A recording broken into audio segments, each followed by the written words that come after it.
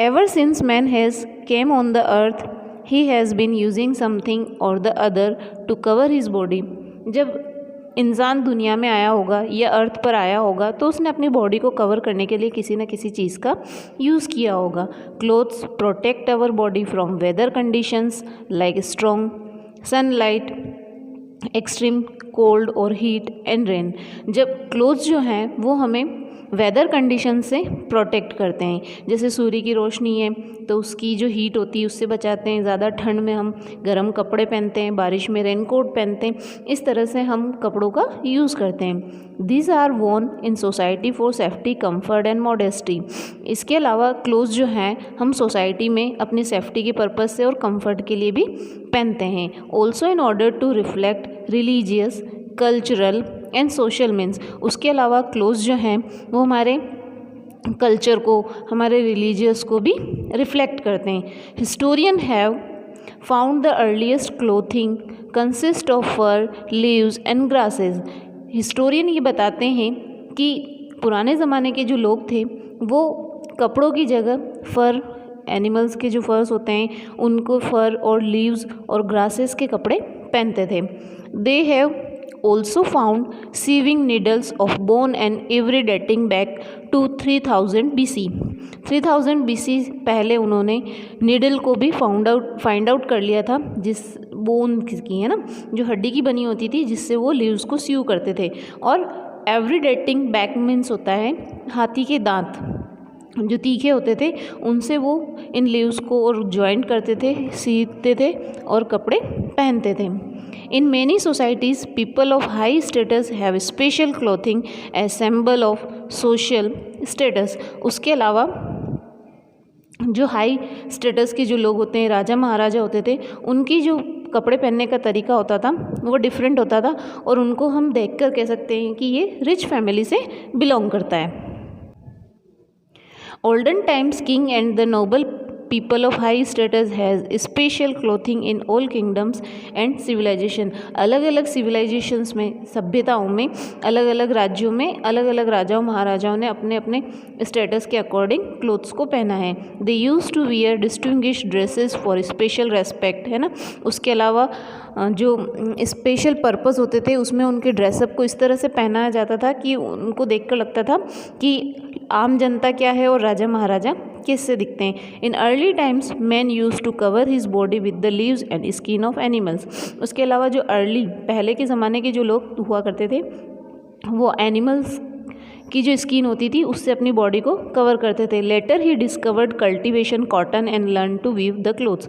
उसके बाद उन्होंने ये फाइंड आउट कर लिया कि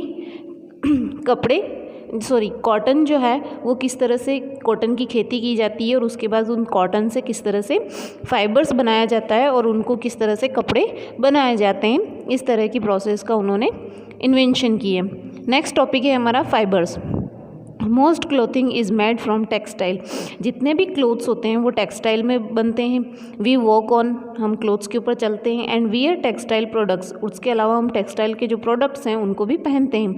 we sit on fabric covered chair and sofas. उसके अलावा हम उन फैब्रिक के ऊपर बैठते हैं, कवर करते हैं. जैसे चेयर और सोफ़ा जो होता है हमारा उनसे फैब्रिक से कवर्ड रहता है और उनके ऊपर हम बैठते हैं.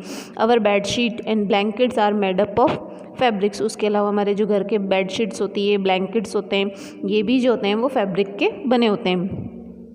Textile keep us warm and protect our skin. उसके अलावा टेक्सटाइल जो है वो हमें वार्म रखती, मतलब गर्म कपड़े बनाती है, हमारी स्किन को कोई हार्श नहीं हो, वेदर इन्फेक्शन ना हो और फायर से भी बचाने का काम करती है. इस तरह की चीज़ों का टेक्सटाइल में ध्यान रखकर कपड़ों का निर्माण किया जाता है. जैसे गर्मी में हम कॉटन क्लॉथ्स पहनते हैं, सर्दियों में हम वुलन क्लॉथ्स पहनते हैं, रेनी सीजन में हम रेन कोट पहनते हैं, है ना. इस तरह की चीज़ों को ध्यान में रखा जाता है. There are mainly 2 types of fiber. Fibers जो होते हैं वो 2 टाइप के होते हैं, the natural fiber and the man made synthetic fibers. ठीक है, 2 तरह के होते हैं. नेचुरल फाइबर वो होते हैं जो प्लांट से ऑब्टेन किए जाते हैं और मैन मेड या सिंथेटिक फाइबर्स वो होते हैं जो केमिकल के थ्रू बनाए जाते हैं. Natural fiber is so called as it is produced in the nature by itself, है ना. नेचुरल फाइबर उनको बोलते हैं जो नेचर में पाए जाते हैं। Some natural fiber are cotton, silk, jute and wool, है ना, ये जो है वो नेचुरल फाइबर है।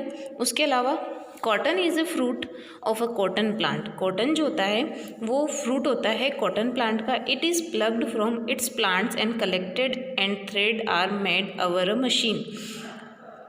कॉटन के जो फ्रूट्स होते हैं उनमें से इनको तोड़ लिया जाता है और उनको कलेक्ट किया जाता है और उसके बाद इनसे थ्रेड बनाए जाते हैं मशीन के थ्रू। We actually do cotton cultivation in order to get cotton, हम कॉटन की खेती ही इसीलिए करते हैं ताकि हमें कॉटन मिल सके। नेक्स्ट है silk. Silk is produced by the silk moth which eat up mulberry leaves. Silk जो होता है वो सिल्क मोथ से बनाया जाता है, जिसको हम कैटरपिलर भी बोल सकते हैं। ये मलबरी लीव्स यानी कि शहतूत के पौधे पर पाए जाते हैं। And produce silk as a waste, और उसमें से सिल्क प्रोड्यूस करते हैं जैसे वेस्ट की तरह। It makes a cocoon of silk in which it hides itself. ये जब आपने 4th क्लास में पढ़ा था कि जो एक कैटरपिलर होता है वो किस तरह से कोकून बनाता है और अंदर अपने आप को डेवलप करता है और किस तरह से बाहर निकलता है, इस तरह से ये कोकून के अंदर बनता है, फॉर्म्ड होता है। This cocoons are then boiled to kill the animals, है ना, और इसके बाद ये कोकून जो होता है उसको बॉयल करके उस एनिमल को किल कर दिया जाता है। And then silk is obtain from the cocoon, और उसमें से सिल्क को ऑब्टेन किया जाता है। नेक्स्ट है जूट, ये भी नेचुरल फाइबर है। Jute is cultivated in plenty of water. Jute जो है वो पानी के अंदर उगाया जाता है। It is obtain from plants called Patterson, है ना, और ये पटसन का जो प्लांट होता है उससे ऑब्टेन किया जाता है। नेक्स्ट हमारा टॉपिक है wool. Wool is obtain naturally as hair of sheep, है ना, वूल जो है वो एनिमल्स के बालों से बनाया जाता है। It is also obtain from a few other animals like camels, goat और रैबिट्स। उसके अलावा जैसे आपने पढ़ा ही है कि शीप और इनके हेयर से बनाया जाता है, उसके अलावा भी कैमल से, गोट से और रैबिट के हेयर से भी बनाया जाता है। अब हम डिस्कस करेंगे एडवांटेज ऑफ नेचुरल फाइबर्स, इनके क्या एडवांटेज हैं इनके बारे में जानते हैं। फर्स्ट है दे have low specific weight which gives them high specific strength, है ना। नेचुरल फाइबर्स जो होते हैं इनका एक स्पेसिफिक वेट होता है जिसकी वजह से ये स्पेसिफिक स्ट्रेंथ देते हैं, यानी कि किसी भी क्लोथ का जो वेट होता है या हैवी मटेरियल होता है तो वो ज़्यादा समय तक चलता है, ठीक है। They are renewable resources as can be obtain when required. उसके अलावा ये रेन्यूएबल होते हैं, जब हमें ज़रूरत होती है तब हम इनको ऑब्टेन कर सकते हैं। जैसे कॉटन प्लांट्स हम ग्रो कर सकते हैं, है ना, जूट प्लांट भी हम ग्रो कर सकते हैं। उसके अलावा सिल्क वॉर्म से हम सिल्क जो है वो ऑब्टेन कर सकते हैं। They can be produce with a small investment at a low cost even in low wage country like India, ठीक है। उसके अलावा they can be produced with a small investment, है ना, इनमें बहुत ही कम पैसा इन्वेस्ट होता है और लो कॉस्ट पर भी हमें अवेलेबल होता है। They do not allow the heat of the body to escape, ठीक है। उसके अलावा ये हमें गर्मी से बचाते हैं। Cotton clothes can absorb our sweat in summer and are comfortable in all season, ठीक है। कॉटन क्लोथ्स जो होते हैं वो गर्मी में हमारा पसीना सोख लेते हैं और हमें सभी सीजन्स में कंफर्टेबल रखते हैं। Silk is use to make saris, suits, bedsheet. उसके अलावा सिल्क जो है उनसे साड़ी और बेडशीट और ये सभी बनाई जाती है। Their production and processing is friendly and caused no skin irritations, ठीक है। उसके अलावा इनका जो प्रोडक्शन होता है, मतलब इनको बनाया जाना और इनकी जो प्रोसेसिंग होती है वो फ्रेंडली होती है। फ्रेंडली यानी कि हमारी स्किन को और हमारी बॉडी के टेम्परेचर के अकॉर्डिंग उनको ध्यान में रखकर बनाया जाता है, जिसकी वजह से हमें स्किन इरिटेशंस भी नहीं होती, यानी कि बहुत सारी एलर्जीज़ वगैरह होती है तो वो हमें क्लोथ से नहीं होती है। They have good thermal and insulating properties. उसके अलावा इनकी एक थर्मल और इंसुलेटिंग प्रॉपर्टीज़ होती है, यानी कि ये जो होते हैं वो गुड थर्मल होते हैं, जैसे हमें गर्मी में हीट को एब्जॉर्ब कर लेते हैं, है ना। उसके अलावा इंसुलेटिंग प्रॉपर्टीज़ यानी कि इनको मतलब ज़्यादा इजीली कंफर्टेबल फील करते हैं हमारी बॉडी के ऊपर, इनका कोई हार्श नहीं होता है ना, नुकसान नहीं होता है। Jute is use to make rope, sack, bags etcetera. Jute जो है वो रस्सी बनाने के लिए, बोरियां बनाने के लिए और बैग्स बनाने के लिए यूज़ किया जाता है। Wool is use to make woollen clothes to protect our bodies from cold. और आपको पता ही है वूलन जो है वो वूल जो है वो एनिमल से ऑब्टेन की जाती है, और उसके अलावा हमारे जो क्लोथ्स होते हैं, वुलन क्लोथ्स, वो हमें ठंड से बचाते हैं। Disadvantage of natural fibres. Natural fibres के क्या डिसएडवांटेज हैं उनके बारे में हम बात करते हैं। They have low impact strength. ये लंबे समय तक नहीं चल पाते। Due to unpredictable influences on weather they can have variable qualities. ठीक है, इनके ऊपर मौसम का इफेक्ट होता है ना, यानी कि जो सीजन्स हैं उसके अकॉर्डिंग इनकी बहुत सारी वेरिएबल क्वालिटीज़ हमें अवेलेबल होती है। Moisture absorptions causes the fibres to swell, है ना। उसके अलावा मॉइस्चर को ये एब्जॉर्ब करते हैं, इसकी वजह से कई बार जो होता है वो फाइबर्स जो होते हैं वो क्या हो जाते हैं, स्वेल, फूल जाते हैं ना। यानी कि जैसे कि कई बार जो होता है स्वेटर्स जो होते हैं, अगर हम अच्छे से ढंग से वॉश नहीं कर पाते हैं, है ना, या फिर मॉइस्चर को ज़्यादा एब्जॉर्ब कर लेते हैं, तो वो क्या हो जाते हैं, लटक जाते हैं, स्वेटर ढीले हो जाते हैं, इस तरह से। दे हैव लोअर ड्यूरेबिलिटी, और ये लंबे समय तक नहीं चल पाते। They have poor fire resistance. उसके अलावा ये आग के जो होते हैं वो पुअर रेसिस्टेंस होते हैं, यानी कि आग को जल्दी नहीं पकड़ पाते हैं। The price of natural fibers can fluctuated due to agricultural politics, है ना। उसके अलावा क्या होता है, नेचुरल फाइबर्स की जो प्राइस है वो ऊपर नीचे होती रहती है। क्यों? क्योंकि एग्रीकल्चरल पॉलिटिक्स की वजह से क्या होता है, कभी इनकी कीमत हाई हो जाती है और कभी लो हो जाती है। Since the fibers absorb water they take time to dry. उसके अलावा ये जो नेचुरल फाइबर्स जो होते हैं वो क्या करते हैं, पानी को एब्जॉर्ब करते हैं, इसकी वजह से सूखने में टाइम लगता है। Their crease does not remain for a long time. इनकी क्रीज जो होती है वो लंबे समय तक नहीं रह पाती। जैसे हम प्रेस करते हैं तो बैठते हैं तो सल जल्दी पड़ जाते हैं। They are attacked by moths, और उसके अलावा इनके ऊपर दीमक भी जल्दी लगती है। On ordinary washing they are found to shrink. उसके अलावा भी ये जल्दी से, अगर हम सिंपल साधारण तरीके से इनको धोते हैं तो ये जल्दी सिकुड़ जाते हैं, श्रिंक हो जाते हैं। अब हम सिंथेटिक फाइबर्स पढ़ते हैं। Fibers which are made by man from chemical substances are called synthetic fiber. ऐसे फाइबर्स जिनको इंसानों के द्वारा बनाया जाता है केमिकल सब्सटेंसेस का यूज़ कर कर, उन्हें सिंथेटिक फाइबर्स बोला जाता है। इनके क्या क्या एडवांटेज हैं उनके बारे में हम पढ़ते हैं। They are crease resistance. इनको बार बार प्रेस की ज़रूरत नहीं होती है। They do not absorb water. ये वाटर को भी एब्जॉर्ब नहीं कर पाते हैं।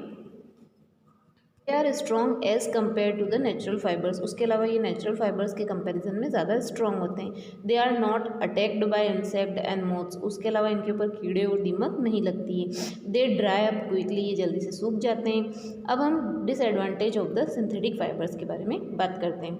They catch fire easily. ये जल्दी से फायर को कैच करते हैं। They do not absorb sweat. ये पसीना एब्जॉर्ब नहीं करते हैं। Therefore the clothes made of such fibres are uncomfortable in summer. उसके अलावा जैसे सिंथेटिक फाइबर्स से जो बने हुए क्लोथ्स होते हैं वो क्या होते हैं, समर के लिए अनकम्फर्टेबल होते हैं क्योंकि ये पसीना नहीं सोखते हैं। Clothes of such fibres when raised get damaged and deformed, है ना। क्या होता है कि जब क्लोथ्स जो होते हैं सिंथेटिक फाइबर से बनाए जाते हैं तो ये हल्के होते हैं, जब ये उड़ते हैं तो कई बार क्या होता है जैसे ख़राब हो जाते हैं ना, डैमेज हो जाते हैं। They do not allow air to pass through them. और ये एयर को अपने अंदर पास नहीं होने देते हैं ना, यानी कि मतलब जो हमारी बॉडी का जो टेम्परेचर है वो बाहर के एनवायरनमेंट के साथ में कांटेक्ट नहीं कर पाता है। इसकी वजह से हमारा पसीना एब्जॉर्ब नहीं होता है। बाकी कॉटन क्लोथ्स जो होते हैं वो क्या करते हैं, पसीना एब्जॉर्ब कर लेते हैं क्योंकि हमारा जैसे हवा जो होती है वो हमारी बॉडी के टच होती है और जो हमारी हीट होती है वो बाहर की तरफ निकलती है। इस वजह से हमारा एनवायरनमेंट के साथ में कांटेक्ट बना रहता है, इसीलिए कॉटन क्लोथ्स जो होते हैं वो पसीना सोख लेते हैं और ये नहीं सोख पाते हैं। Between a thread and a fibre. Fibre और थ्रेड के बीच में क्या डिफरेंसेस हैं। Threads are used in stitching clothes and bags.